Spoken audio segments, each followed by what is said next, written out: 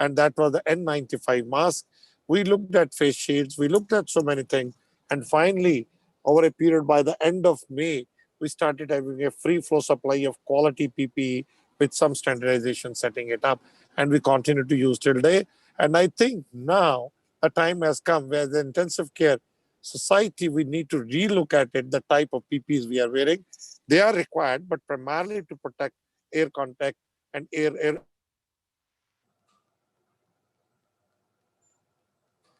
attitude was there.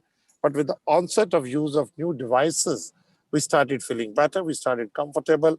I remember when we wrote the first time the Indian Society of Critical Care Medicine guidelines in our own ICU, people were very skeptical and it told me, some of them very bluntly and some at the back, Dr. Chaudhary, you are too ambitious. You should not go for non-invasive or HFNC. And I'm happy and glad that what we thought, what we looked at it, sometimes common sense and what you call is a conventional wisdom is far more important. And sometimes we get too much drowned at the level of evidence. And what is important is evidence does not mean the finality of a thing. So that's why you see now the standard has become the high flow nasal cannula. When we started using high flow nasal cannula, we realized they are guzzlers of oxygen. And then we started realizing also that the manifold which we are having, though having an adequate supply, cannot give us the sustain that pressures because we are using more than 15 machines at any point of time, 10 to 15 when the peak came. And then we realized the challenges with the pipeline. And that is where when Dr. Deopajari says, Adhiran said, probably doctors need to know the design of their intensive care units. And for that, you need to be receptive. It's not anybody else's job. It's your own baby. You need to look at it. And I hope you will agree with me.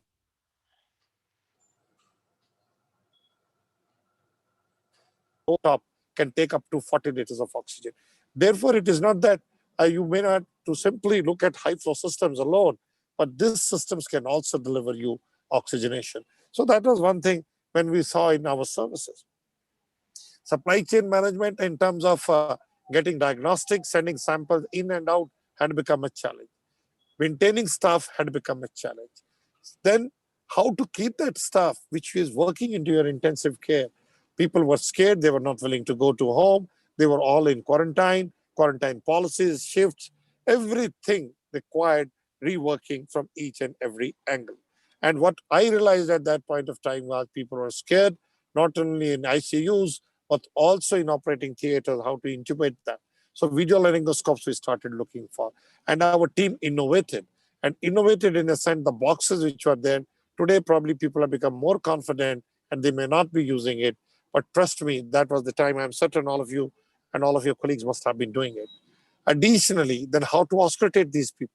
Some of our students went a step ahead and they innovated. And always the necessity is the mother of invention. And today we realize what is the need and requirement of digital stethoscopes, which is needed and required if you want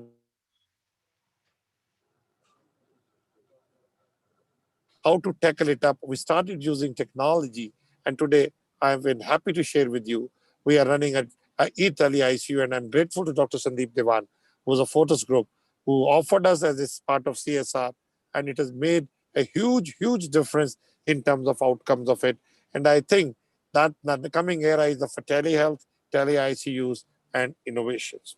Then we were asked to look at the ventilators which are coming up, and especially the Aqua and all. We realized that the Bell ventilators which were come up people with under the PMJ schemes and also the Meditech, the beauty of them was that all of them had high flow systems and we were able to use and it was able to tide over the thing. Infection control was there, and after initial few days we started seeing higher incidence of infection. We realized that people wearing the gloves were not doing the hand washing. So it has to be, so in a sense, to get the behavior change among your colleagues, among your students, among your peers was the biggest challenge, if you really ask me, one thing which I really faced. And then another problem was coming up because in the government sector, we have a huge deficit of nurses. And there, how to take care of. We were treating patients, we were not able to give them the care. How to look after the care. Now, for that care component,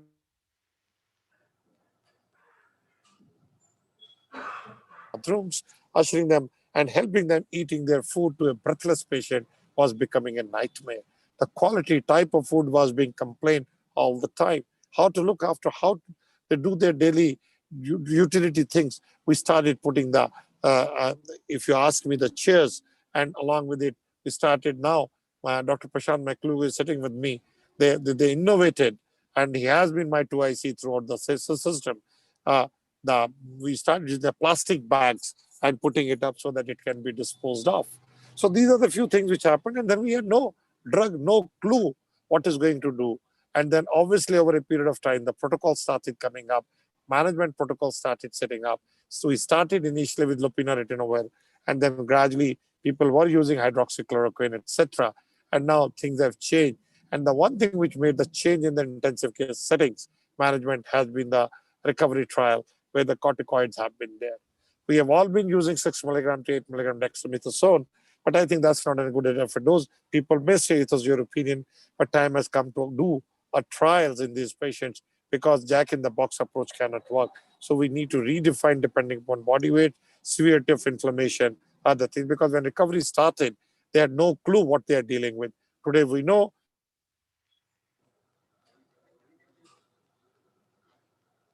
for. And then we have additional thing have been seeing. We participated in research trials in the intensive care, and tocilizumab was supposed to be one which is going to be causing panacea and going to help us up. Tocilizumab, we did a trial. We have now sent it for publication. It was a multi-center trial, and we have enough experience, and the results will be coming up. Probably they may not be no different, but patient selection is important. And what we have realized is that if somebody has an hyperacute syndromes, then you may use it. Then a lot of hoopla happened about plasma. Plasma, we were under press. The government asked me, and we established 5 plasma banks in the state.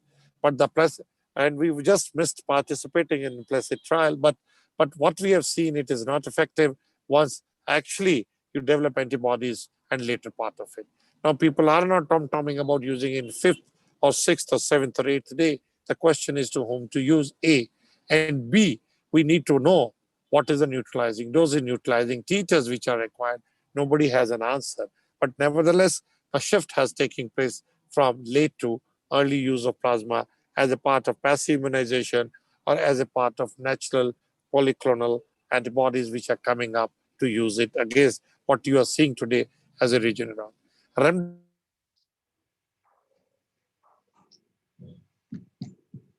Who is giving us an answer. And I think we need to use antivirals. Yes, it is not a very effective antiviral, but at the same, this is the best we have. So I have no confusion in my mind that yes, we need to do it. The government of India did a emergency use authorization, and practically everybody is being used, and we are using also early patients having 2 or more comorbidities. And what we learned from our experience in Haryana of more than nearly 2,800 deaths in my institution, 401 deaths, is that majority of the people who are getting severity were not morbidly obese, but they were the people which we call healthy, which were having overweight. And when with this overweight was combined with diabetes, it was combined with other things, we started sort of those problems. So for me, anybody who has got BMI more than 24, 25 is a risk factor. And along with it has a diabetes like insulin resistance, or there is a single first onset hyperglycemia, which we try to differentiate through HbA1c. If it is there, is a challenge, and we see it very closely. And this is a group of patients who are actually getting multiple problems. We have, it has also given us a chance to consider and think in terms of ACMO services. We have not done it, but in my institution yesterday, for the first time, we have started now using ACMO services also. So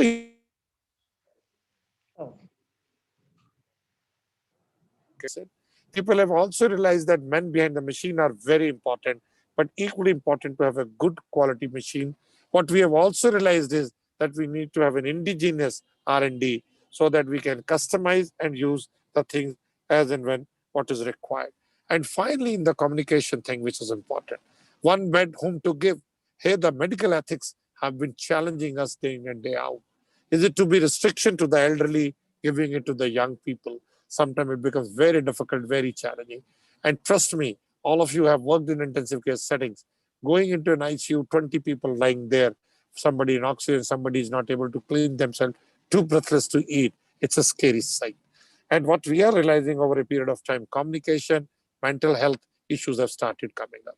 People have been complaining constantly. We are not talking to them as what is required.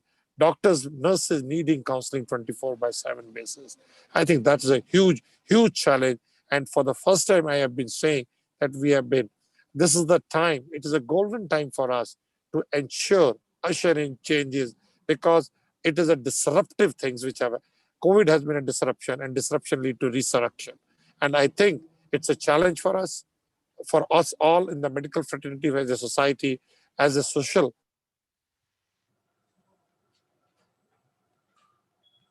that we need to move ahead. And I'm happy to share with it that our department, our institution, and myself participating in a number of these trials, which includes BCG, but right now we are in the third phase of Covaxin. So this is a whole gamut which is there. But trust me, from organization to manpower management to showing utters, to showing leadership, courage, resilience, and able to sustain yourself and pass through this ambush has been a biggest challenge.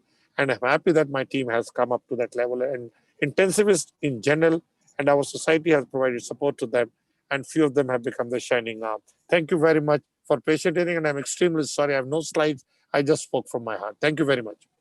Thank you, sir. Thank you so much for joining and sharing your experiences in good times. मनापासून धन्यवाद. आणि आता आपण कार्यक्रमाच्या समापनाकडे येतोय. मी आभार प्रदर्शनासाठी इथे आमंत्रित करते श्रीयुत अभय संतोषवार यांना.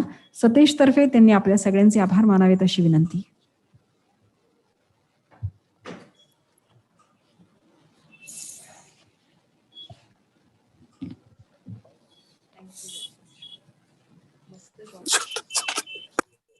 Good afternoon, everyone. We have come to the conclusion of this ceremony.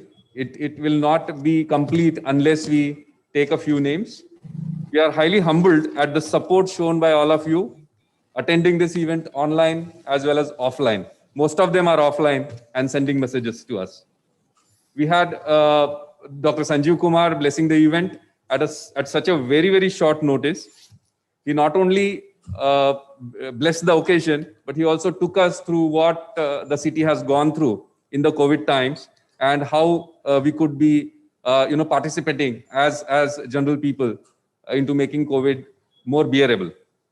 Of course, as an entrepreneur, I found an opportunity into that. I was actually sitting with one of my friends who is into software as well, and the opportunity is how we can get the medical data available to the government. In such kind of times, if we would have had those kind of analysis, it would have been really, really easy for us to take a lot of steps. We had Mr. Tejas Satriya, our team member from Satej, flying down from Pune. He had to leave because he had a meeting, and he is not there right now. But I thank him for really showing the courage in COVID times to have flown down and guided us through. Tejas actually is the person who has got about 60 US patents, and he's one of the senior most scientists right now in our group. So I announce people who are watching us online and offline to come up with some real good industry problems.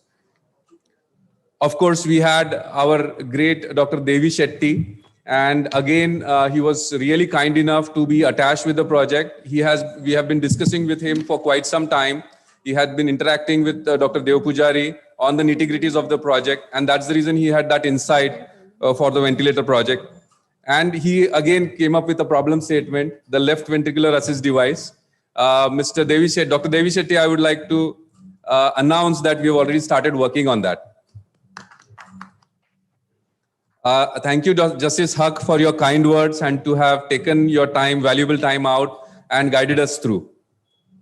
We had Mr. Ved Prakash, and of course, seeing is believing. He really took us to the heights of, what we can imagine, and really brought us as to what seeing and what believing is all about. It was a little out of context for a medical and a technical fellow, but then it was to the mark. It was up to the mark. I actually picked up a line saying, "Sabse bada rog kya kahenge log." I mean, that was a punchline. And why people don't innovate, why people don't come out. We had Mr. Padole, the director of Vienna IT, and we have been discussing with Dr. Padole also for quite some time. We had a couple of meetings at his place, and he was really kind enough to accommodate our discussions. Our mentor, Dr. Dev Pujari, is an adjunct professor there, so we have real good inroads there. And these people have been doing some good, serious stuff as well. They have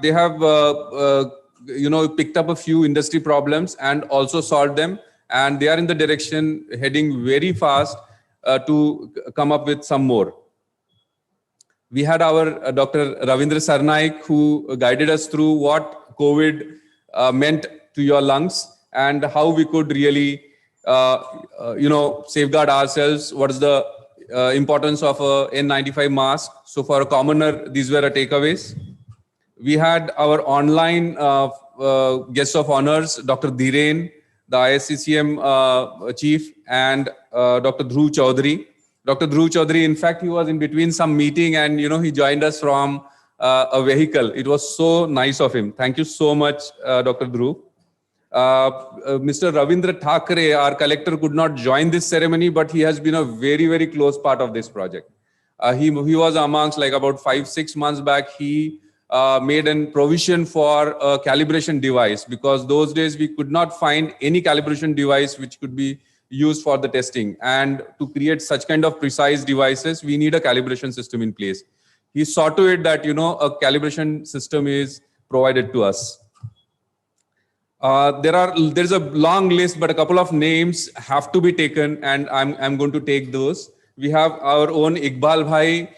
During COVID, he helped us into small engineerings which went into the ventilator. We have our own engineer Mona ma'am, who has been right hand of our electronic stalwart Mukund Deshmukh sir.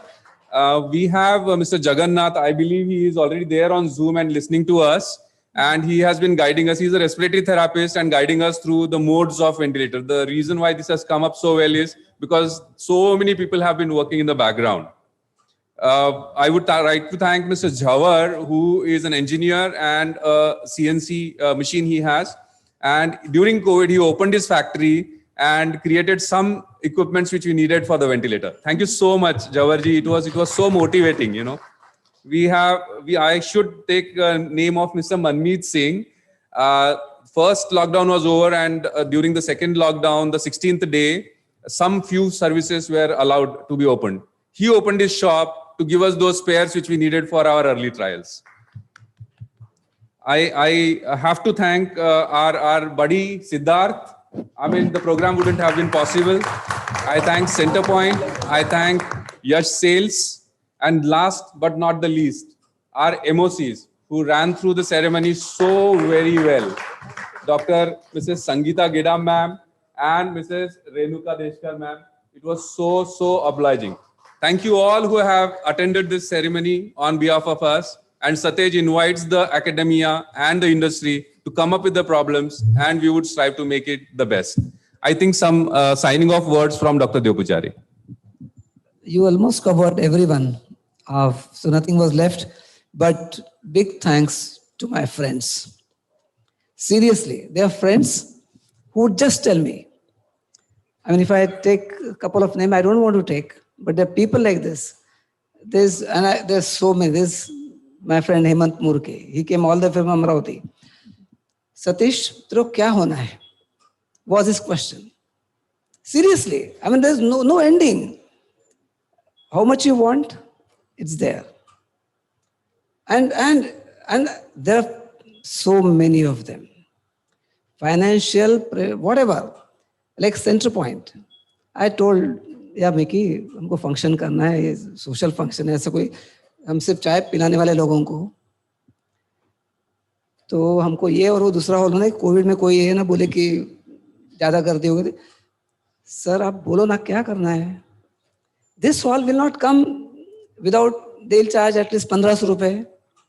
So that if you have donated, that much amount will be, it's not given on cup of tea and this. The pura team hai, sir, aap chinta nahi karo. So, like, it was just morning walk and, it was so nice. So Nagpur is a lovely place.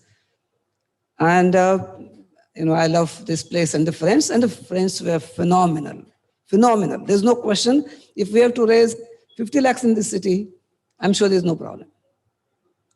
Absolutely no problem. And the friends were telling me, क्या problem क्या हो रहा है? Is a question. So that is it. Thankful to Almighty and all good friends. Thank you.